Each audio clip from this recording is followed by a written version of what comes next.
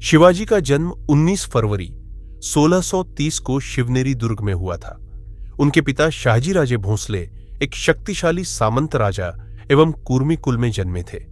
उनकी माता जीजाबाई जाधवराव कुल में उत्पन्न असाधारण प्रतिभाशाली महिला थी। शिवाजी के बड़े भाई का नाम संभाजी राजे था, जो अधिकतर समय अपने पिता शाहजी राजे भोसले के साथ ही 1630 को शिवनेरी दुर्ग में हुआ था। उनके पिता शाहजी राजे भोसले एक शक्तिशाली सामंत राजा एवं कुर्मी कुल में जन्मे थे। उनकी माता जीजाबाई जाधवराव कुल में उत्पन्न असाधारण प्रतिभाशाली महिला थी। शिवाजी के बड़े भाई का नाम संभाजी राजे था, जो अधिकतर समय अपने पिता शाहजी राजे भोसले के साथ ही रहते थे। शाहजी राजे की दूसरी पत्नी तुकाबाई मोहिते थीं। उनसे एक पुत्र हुआ जिसका नाम व्यंकोजी राजे था। शिवाजी महाराज के चरित्र पर माता पिता का बहुत प्रभाव पड़ा। उनका बचपन उनकी माता के मार्गदर्शन में बीता। उन्होंने राजनीति एवं युद्ध की शिक्षा ली थी। वे उस युग के वातावरण और घटनाओं को भली प्रकार समझने लगे थे। उनके हृदय में स्वाधीनता की लौ प्रज्वलित हो गई थी। उन्होंने कुछ स्वामीभक्त साथियों का संगठन किया। शिवाजी की माता जीजाबाई बड़ी ही धार्मिक प्रवृत्ति की थी। उनका इनके जीवन पर अत्यधिक अच्छा प्रभाव पड़ा। शिवाजी का विवाह सन 14 मई 1640 में सईबाई निंबालकर सई भोसले के साथ लाल महल पुणे में हुआ था। सई भोसले शिवाजी की पहली और प्रमुख पत्नी थी। वह अपने पति के उत्तराधिकारी संभाजी की मां थी। शिवाजी ने कुल 8 विवाह किए थे। वैवाहिक राजनीति के जरिए उन्होंने सभी मराठा सरदारों को एक छत्र के नीचे लाने में सफलता प्राप्त की। उस समय बीजापुर का राज्य आपसी संघर्ष तथा विदेशी आक्रमण काल के दौर से गुजर रहा था। ऐसे साम्राज्य के सुल्तान की सेवा करने के बदले उन्होंने मावलों को बीजापुर के खिलाफ संगठित करने लगे। मावल प्रदेश पश्चिम घाट से जुड़ा है और कोई 150 किलोमीटर लंबा और 50 किलोमीटर चौड़ा है। वे संघर्षपूर्ण जीवन व्यतीत करने के कारण कुशल योद्धा माने जाते हैं।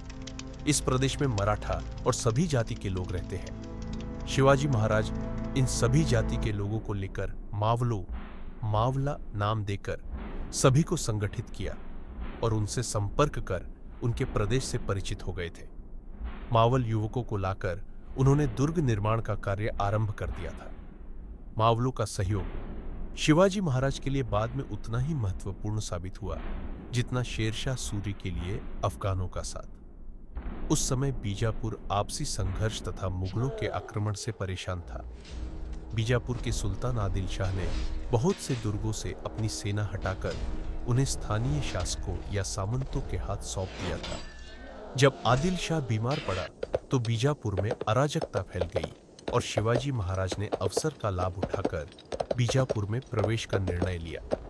शिवाजी महाराज ने इसके बाद के दिनों में बीजापुर के दुर्गों पर अधिकार करने की नीति अपनाई। सबसे पहला दुर्ग था रोहिदेश्वर का दुर्ग। रोहिदेश्वर का दुर्ग सबसे पहला दुर्ग था जिसके शिवाजी महाराज ने सबसे पहले अधिकार किया था।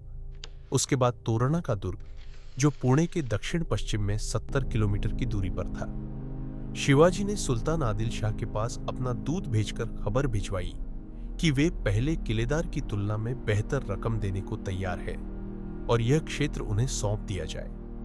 उन्होंने आदिल शाह के दरबारियों को पहले ही रिश्वत देकर अपने पक्ष में कर लिया था और अपने दरबारियों की सलाह के मुताबिक आदिल शाह ने शिवाजी महाराज को उस दुर्ग का अधिपति बना दिया।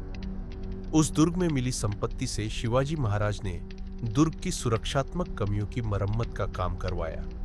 इससे कोई 65 किलोमीटर दूर राजगढ़ का दुर्ग था और शिवाजी महाराज ने इस दुर्ग पर भी अधिकार कर लिया।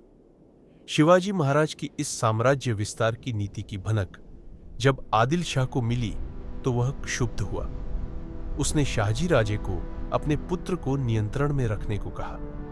शिवाजी महाराज ने अपने पिता की परवाह किए बिना अपने पिता के क्षेत्र का प्रबंध अपने हाथों में ले लिया और नियमित लगान बंद कर दिया।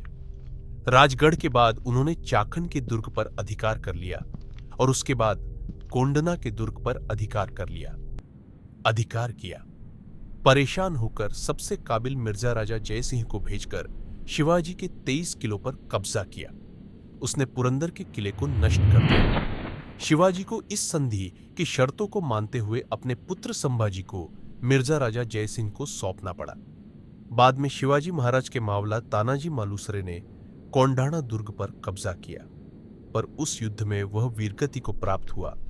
उसकी याद में कोंढना पर अधिकार करने के बाद उसका नाम सिंहगढ़ रखा गया। शाहजी राजे को पुणे और सुपा की जागीरदारी दी गई थी और सुपा का दुर्ग उनके संबंधी बाजी मोहिते के हाथ में थी। शिवाजी महाराज ने रात के समय सुपा के दुर्ग पर आक्रमण करके दुर्ग पर अधिकार कर लिया और बाजी मोहिते को शाहजी राजे के पास कर्नाटक भेज दिया। उसकी सेना का कुछ भाग भी शिवाजी महाराज की सेवा में आ गया। इसी समय पुरंदर के किलेदार की मृत्यु हो गई और किले के उत्तराधिकार के लिए उसके तीनों बेटों में लड़ाई छिड़ गई। दो भाइयों के निमंत्रण पर शिवाजी महाराज पुरंदर पहुंचे और कूटनीति का सहारा लेते हुए उन्होंने सभी भाइयों को बंदी बना लिया।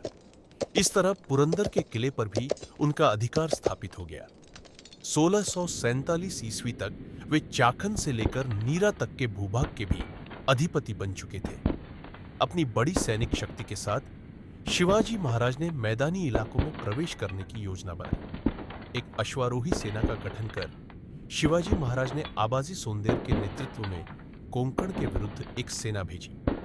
आबाजी ने कोंकण सहित 9 अन्य दुर्गों पर अधिकार कर लिया। इसके अलावा ताला, मोसमाला और रायटी के दुर्ग भी शिवाजी महाराज के अधीन आ गए थे। लूट की सारी संपत्ति रायगढ़ में सुरक्षित रखी गई। कल्याण के गवर्नर को मुक्त कर शिवाजी महाराज ने कोलाबा की ओर रुख किया और यहां के प्रमुखों को विदेशियों के खिलाफ युद्ध के लिए उकसाया।